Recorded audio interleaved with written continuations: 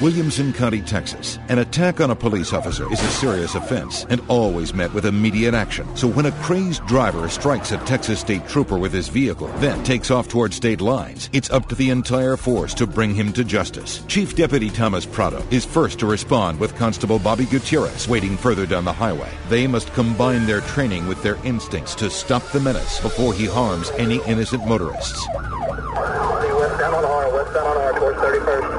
Everybody goes. When your brother needs help, we all go. Multiple units scramble to intercept the fleeing suspect. We didn't want nobody to get hurt. We just wanted to get the guy off the road. Prado finally catches up to the vehicle, but this does nothing to deter the suspect. There was really nothing that we could do to stop him. He continued to go. He was just crazy. Then, without warning, the suspect veers off the road, sending the chase in a whole new direction. He went over the median and crossed into a bank, went through the teller area.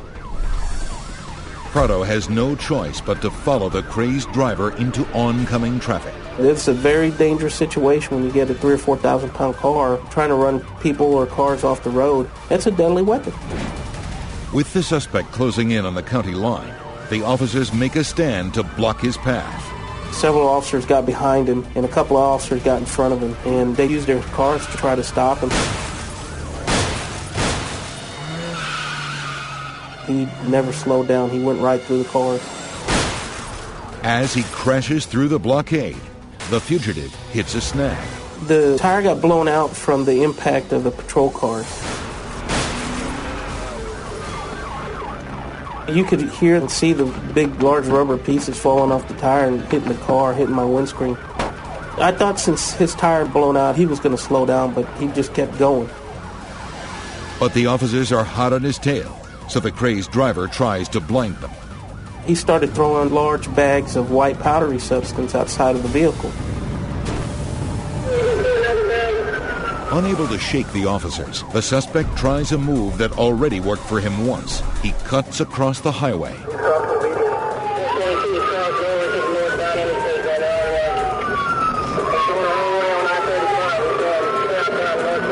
Heading into oncoming traffic, the driver is no longer just a fleeing fugitive. He is an accident waiting to happen. So many cars were coming at him on the wrong side of the road. I thought for sure he was going to end up killing somebody.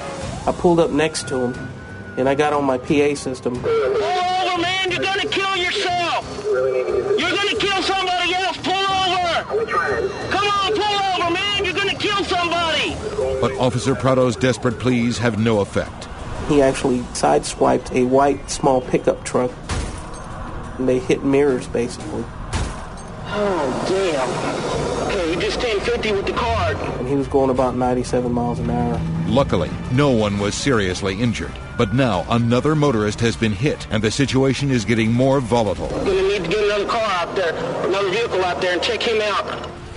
As the situation worsens, Constable Bobby Gutierrez enters the fray. I wanted to intercept him as quickly as possible, and I'd just gotten into position when the suspect vehicle passed me. It almost seemed like he was just thumbing his nose at the officer, saying, I can do this, and you can't do anything about it. Oh, my God. Here we go, here we go, here we go.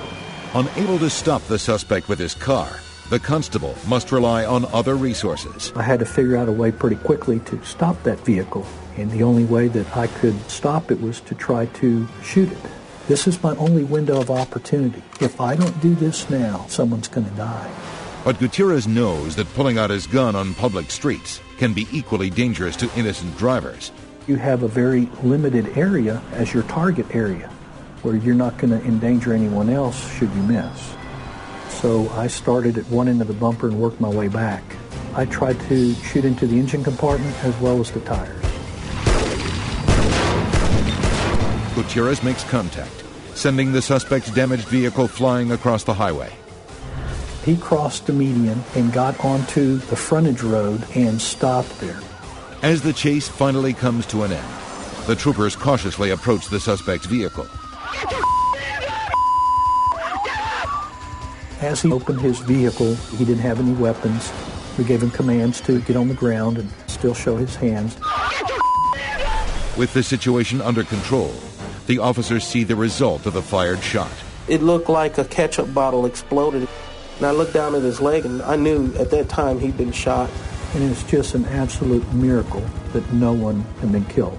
At first, you think this is just lasting forever. And it lasted for about 40 minutes. Nobody was really hurt, and everybody was able to go home.